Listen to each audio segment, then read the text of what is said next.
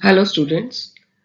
Today we are going to discuss about the anatomy of arm, also known as brachium or upper arm. The CBME competency of this topic is as follows.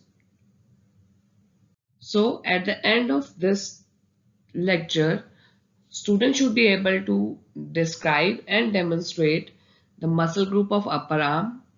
Also, they should be able to identify and describe the origin, course, relation, branches or tributaries of vessel in arm.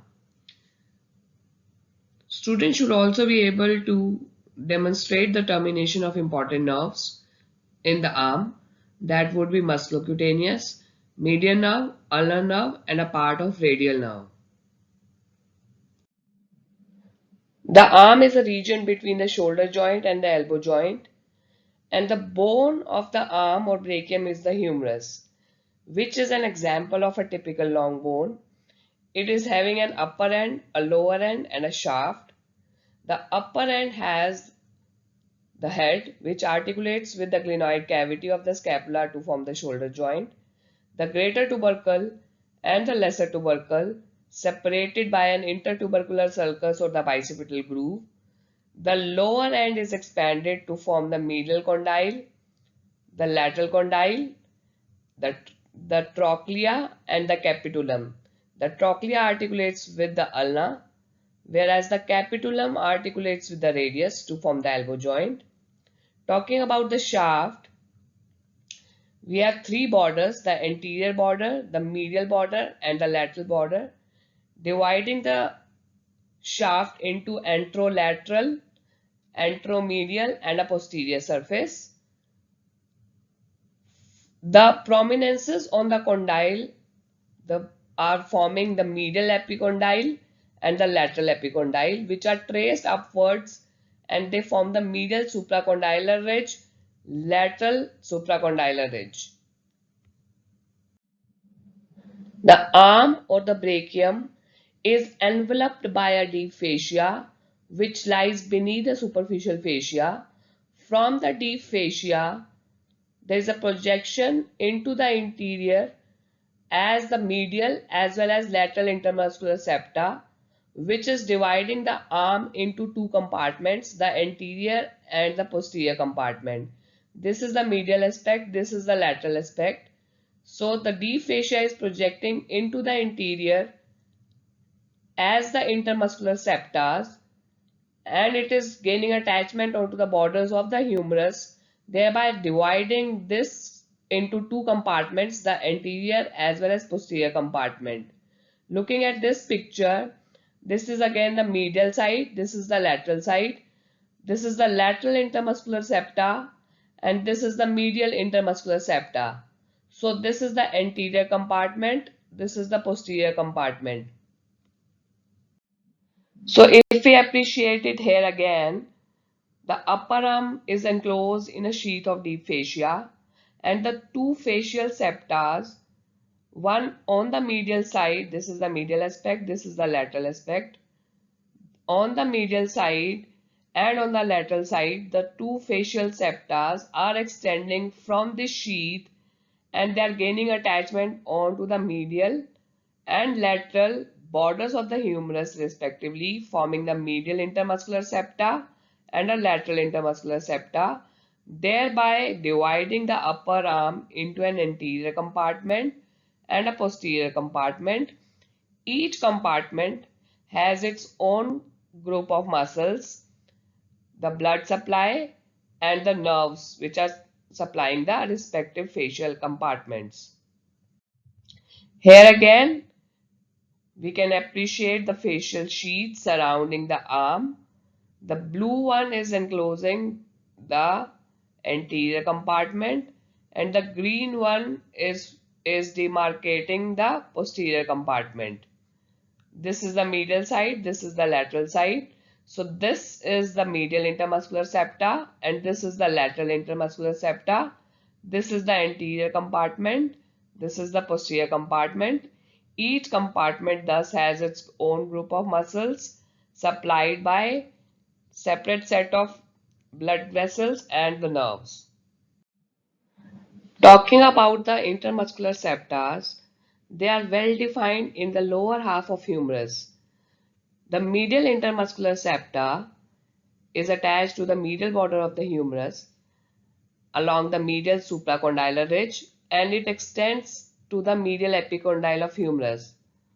The medial intermuscular septa is pierced in the middle of the arm by the ulnar nerve and by the branches of the brachial artery, which are the superior ulnar collateral and the posterior branch of inferior ulnar collateral artery. Similar to the medial intermuscular septa, the lateral intermuscular septa is attached along the lateral supracondylar ridge of the humerus, and it is pierced by the radial nerve. Also by the radial collateral artery, which is a branch of profunda brachii artery. The anterior aspect of the lateral intermuscular septa, it is providing origin to the slips of brachioradialis and the extensor carpi radialis longus muscle. So we have discussed earlier that the intermuscular septars gaining attachment to the humerus is dividing the arm into two compartments. The anterior compartment is also known as flexor compartment. It has three major muscles, namely the biceps brachii, the coracobrachialis, and the brachialis muscle. Musculocutaneous nerve is the main nerve which is supplying all the three muscles. Also, we have component of median nerve, part of radial nerve, and a part of ulnar nerve entering the anterior compartment. The arterial supply is by the brachial artery. The posterior compartment has a muscle that is the triceps brachii. The main nerve is the radial nerve, and the main artery is the profunda brachii, also known as the deep branchial artery. So we'll be discussing the contents of anterior compartment in detail today. The muscles would be coracobrachialis muscle, the biceps brachii muscle, and the brachialis muscle. The artery to be discussed would be the brachial artery. We'll also be talking about the musculocutaneous nerve in detail. Starting with the main muscle of the arm, the biceps brachii. As the name suggests, it has two heads of origin. It has a long head and a short head. The long head is arising from the supraglenoid tubercle of the scapula, and the short head is arising from the lateral part of the tip of coracoid process of the scapula. This short head arises by a common tendon with the coracobrachialis muscle. So, the long head is arising from the supraglenoid tubercle and the short head is arising from the tip of coracoid process lateral part. The short and the long head, they fuse to form a fleshy belly that traverses whole of the arm area, and it is getting inserted onto the posterior part of the tuberosity of radius, and by the bicipital aponeurosis it is getting inserted into the deep fascia on the medial aspect of forearm. So it is traversing and it is covering the anterior aspect of the arm, and it is getting inserted onto the posterior part of tuberosity of radius, and there is an aponeurosis, that is the bicipital aponeurosis, that is getting inserted onto the deep fascia of the medial aspect of forearm. The bicipital aponeurosis, it is protecting the underlying structures in the cubital fossa. Again, if we describe the long head of biceps brachii, the long head is arising from the supraglenoid tubercle of scapula. Hence, It arises within the fibrous capsule of the shoulder joint. The fibrous capsule of shoulder joint covers the long head of biceps brachii, which is gaining origin from the supraglenoid tubercle of scapula and the adjacent labrum. If you can appreciate here, the long head is gaining attachment from the supraglenoid tubercle of scapula. The tendon of long head, as we can appreciate, it is curving laterally above the head of humerus and it is enclosed in the tubular synovial sheath. To appreciate here, we can see this is the tendon of the bicep brachii long head and it is enclosed in a tubular synovial sheath. It emerges beneath the transverse humeral ligament, which is at the upper end of intertubercular sulcus. The tendon of long head is accompanied by the synovial sheath, which is extending up to the surgical neck of humerus. Hence, the long head of biceps brachii is intracapsular extrasynovial. Talking about the insertion, as already been told, the two heads they fuse together to form a fleshy belly getting inserted onto the posterior part of tuberosity of radius and by the bicipital aponeurosis into the deep fascia on the medial aspect of the forearm. The aponeurosis, it is protecting the underlying structures in the cubital fossa.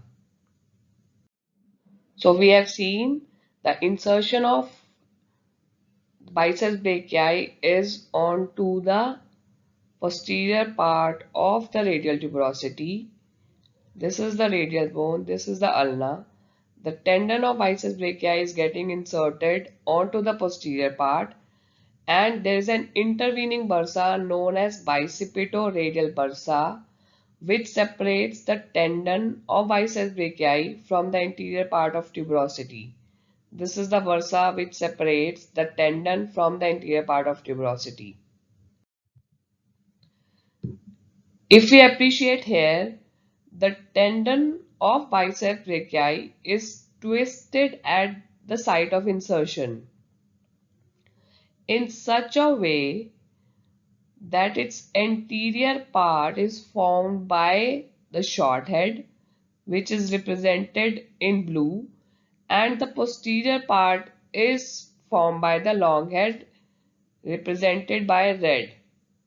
The tendon of biceps brachii, it is getting inserted, it is twisted at insertion in such a way that the anterior part is formed by the short head represented by blue and the posterior part by the long head represented by red. So at the site of insertion, the tendon is getting twisted. The biceps brachii is supplied by the musculocutaneous nerve, which is a branch of the lateral cord of brachial plexus.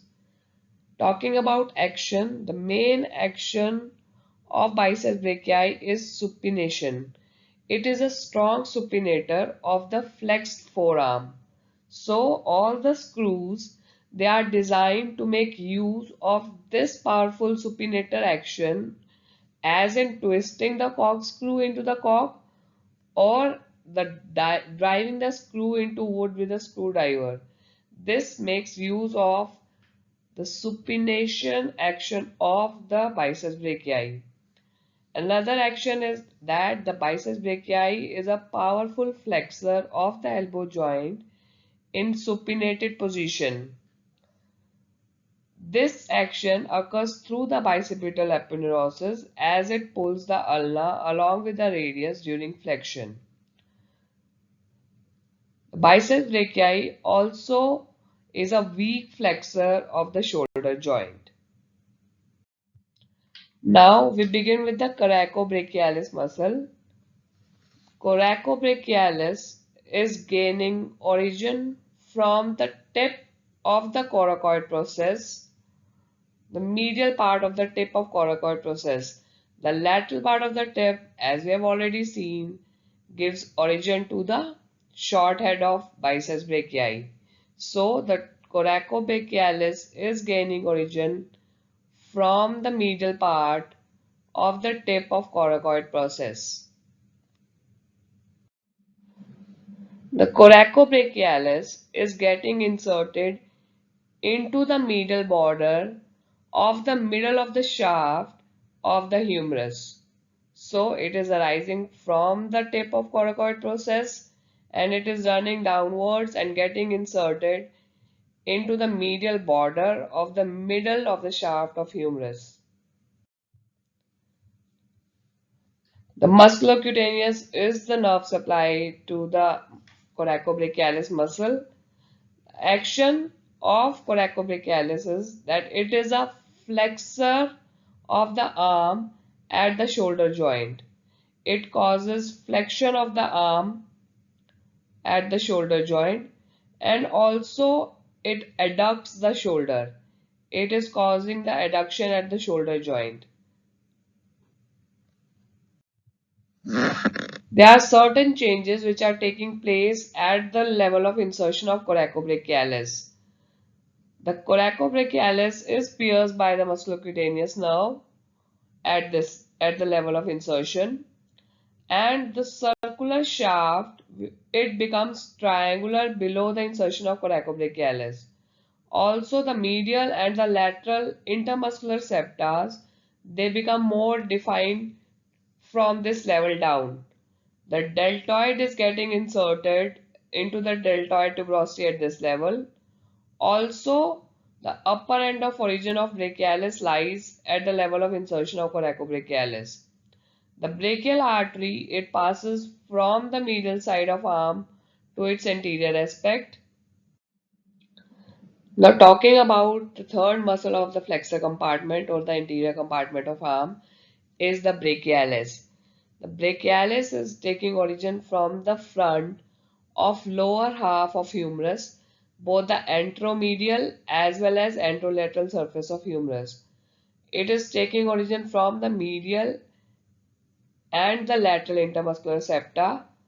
Superiorly, it is the origin is embracing the insertion of deltoid. The brachialis is getting inserted onto the rough anterior surface of coronoid process and the tuberosity of ulna.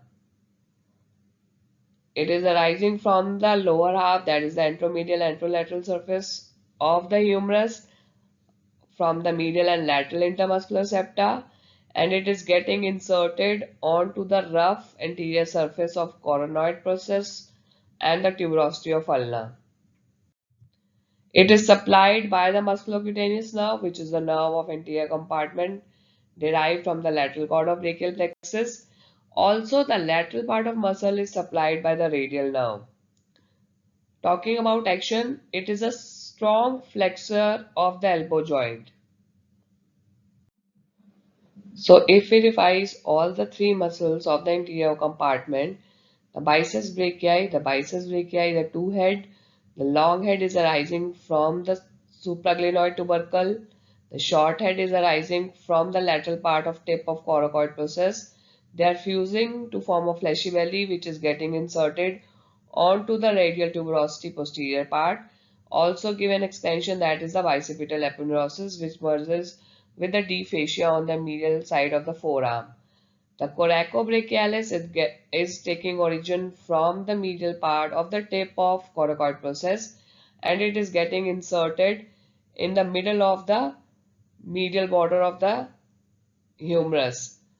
Also, the brachialis is arising from the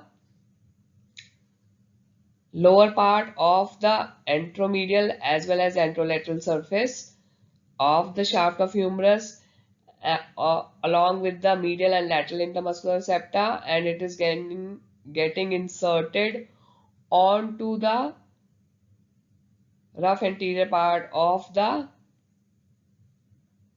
coronoid process of ulna. Now talking about the blood supply of the anterior compartment, it is derived from the brachial artery, which is a continuation of the axillary artery.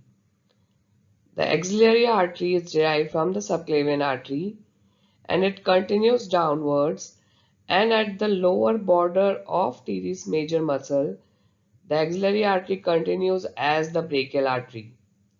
The brachial artery is the main artery which supplies the anterior compartment, and it enters the cubital fossa where it ends at the level of neck of radius by dividing into the terminal branches, which are the ulnar as well as the radial branch. The brachial artery, as we can see, it is superficial throughout its course in the arm. The median nerve, it crosses in front of the artery from the lateral aspect to the medial side in the middle of the arm. At the cubital fossa, the artery is crossed by the bicipital aponeurosis, which is separating the artery from the median cubital vein, which lies superficial to it. Talking about the branches of brachial artery, the brachial artery in the arm, it gives a branch that is the deep brachial artery or the profunda brachii, that is the main branch that supplies the posterior compartment of arm. Also the nutrient artery to the humerus, superior ulnar collateral, inferior ulnar collateral. Also the muscular branches are derived from the brachial artery, and it ends into two terminal branches, that is the radial artery and the ulnar artery at the level of neck of radius in the cubital fossa. Now we will be discussing individual branches of the brachial artery, starting with the deep brachial or the profunda brachii branch. It is the main branch of the posterior compartment, supplying the posterior compartment of arm. It wraps around the posterior surface of humerus, runs in the radial groove with the radial nerve. Thereby, it is a content of lower triangular space, the boundaries of which are medially it is by the long head of triceps, laterally by the medial border of humerus, and superiorly the teres major muscle. So it is a content of lower triangular space along with the radial nerve. The profunda brachii runs in the radial groove along with the radial nerve, and it supplies the posterior aspect of the arm. The profunda brachii artery further gives an ascending branch. It ascends and it anastomoses with the descending branch of posterior circumflex humeral artery. Also, the profunda brachii gives a descending branch, thereby it divides further into an anterior radial collateral artery and a posterior middle collateral artery. Coming back to the brachial artery branches, it gives a nutrient artery to the humerus. Also, the brachial artery gives another branch, that is the superior ulnar collateral artery, which is running with the ulnar nerve, and it is passing posterior to the medial epicondyle, piercing the medial intermuscular septa. At the medial epicondyle, it is anastomosing with the posterior ulnar recurrent branch of the ulnar artery, and also the inferior ulnar collateral artery or the supratrochlear artery, which is again a branch of brachial artery, thereby resulting in formation of anastomosis around the elbow joint at the medial epicondyle area. Talking about another branch of the brachial artery, it is the inferior ulnar collateral artery, also known as supratrochlear artery. It is arising at about 5 cm above the elbow joint, and it divides into an anterior and a posterior branch.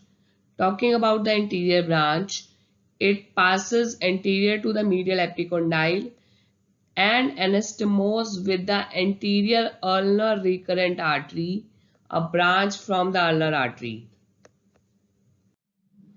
Talking about the posterior branch of the inferior ulnar collateral or the supratrochlear artery, it pierces the medial intermuscular septa, thereby providing a transverse branch and a descending branch. The transverse branch anastomoses with the middle collateral branch of the profunda brachii, and the descending branch it anastomoses with the branch from the superior ulnar collateral as well as posterior ulnar recurrent artery derived from the ulnar artery. So it results in the formation of anastomosis at the posterior aspect of medial epicondyle at the around the elbow. Further downwards, the brachial artery divides into its terminal branches, the ulnar artery and the radial artery.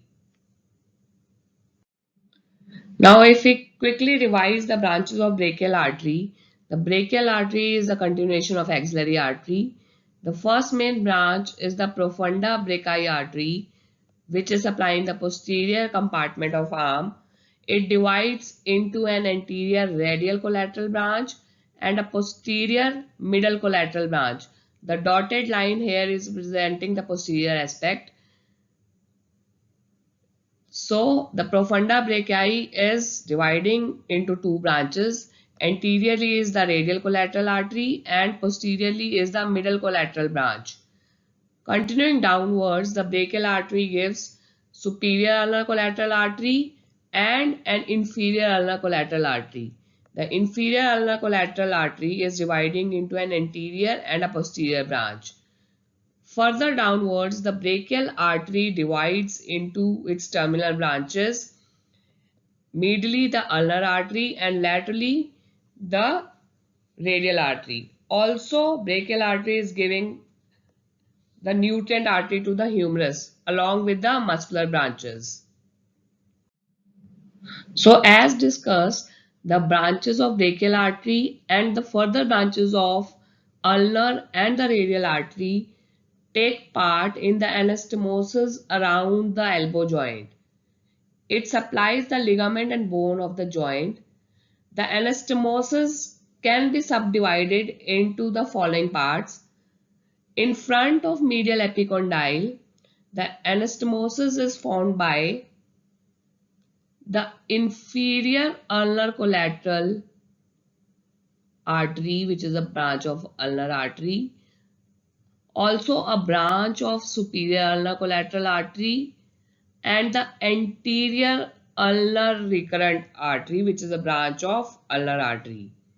Behind the medial epicondyle, the anastomosis is formed by the superior ulnar collateral artery, the posterior ulnar recurrent artery, and the inferior ulnar collateral artery.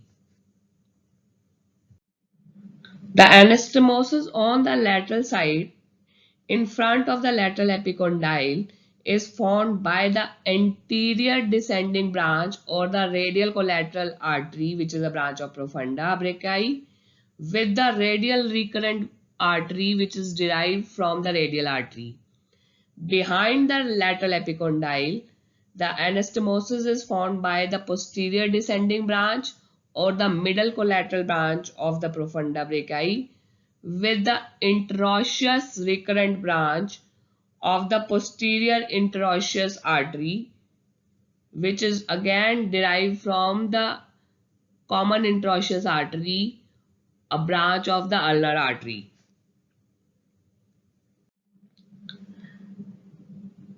Posteriorly, just above the olecranon fossa, a part of anastomosis is also there, which is contributed by a branch, a transverse branch from the middle collateral branch of the profunda brachii with the transverse branch of the posterior division of inferior ulnar collateral artery. So, to sum up again, the branches as well as the anastomosis around the elbow joint. In this diagram, if we revise again, this is the axillary artery continuing downwards as the brachial artery, giving a branch that is the profunda brachii artery. It is dividing into an anterior radial collateral and a posterior middle collateral branch. Fourth number is signifying the superior ulnar collateral artery, which is piercing the medial intermuscular septa and takes part in the formation of anastomosis behind the medial epicondyle. Fifth artery is the inferior ulnar or the supratrochlear artery, which is again dividing into an anterior branch and a posterior branch, which take part in anastomosis by joining the anterior ulnar recurrent and the posterior ulnar recurrent arteries, which are derived from the ulnar artery. The brachial artery continues downwards and divides into terminal branches, the ulnar and the radial artery. The ulnar artery is further dividing into a common interosseous artery, which again divides into an interosseous recurrent artery. Also, it continues as the posterior interosseous artery and anterior interosseous artery. So if we see, this is the common interosseous artery dividing into an anterior interosseous artery and a posterior interosseous artery, and 13 number is the interosseous recurrent artery, which is contributing in the anastomosis around the elbow, lateral epicondyle, posterior aspect. Coming to the radial artery, it gives a branch that is the radial recurrent artery, which supplies the anterior aspect of the lateral condyle, thereby contributing in the formation of anastomosis around the elbow joint. Now we talk about the nerve supplying the anterior compartment of arm. Starting with the musculocutaneous nerve, it is the main nerve of the front of arm, and it is a branch of lateral cord of brachial plexus arising at the lower border of pectoralis minor muscle. It leaves the axilla and it enters the front of arm by piercing the coracobrachialis muscle. In the arm, it runs downwards and laterally between the biceps and brachialis muscle, and it reaches the lateral side of tendon of biceps. It ends by piercing the deep fascia 2 cm above the bend of forearm, and it continues as the lateral cutaneous nerve of forearm.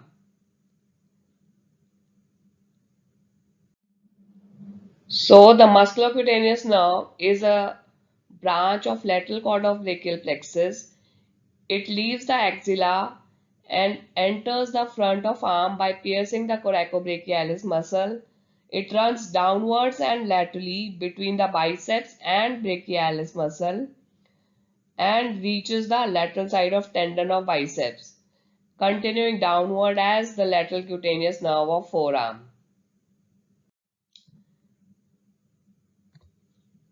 It supplies the muscle of the anterior compartment of arm, that is the biceps brachii,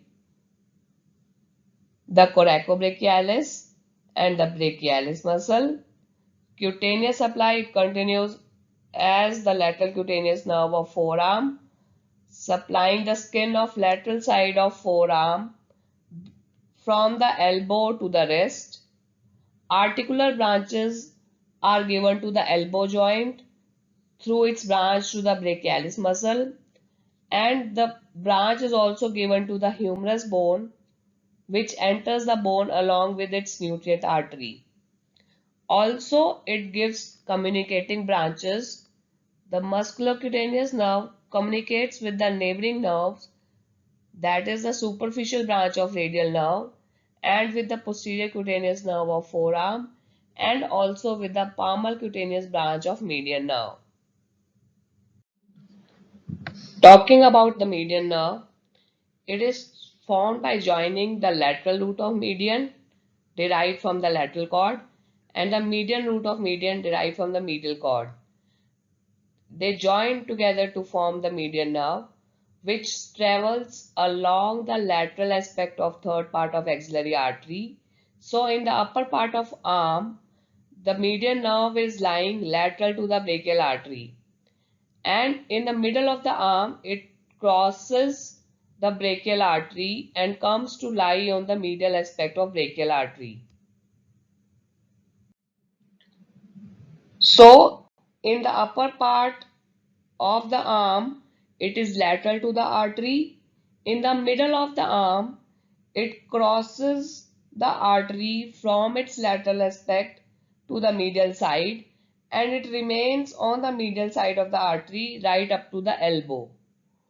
In the arm, the median nerve gives off a branch to the pronator teres muscle, which arises just above the elbow, and it also gives vascular branches to the brachial artery.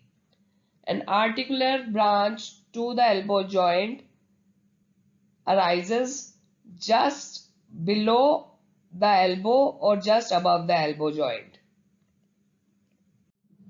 Talking about ulnar nerve, it is a branch of medial cord of brachial plexus, and it is lying along the medial side of the upper part of brachial artery up to the level of insertion of coracobrachialis, at which it pierces the medial intermuscular septa and enters the posterior compartment of arm.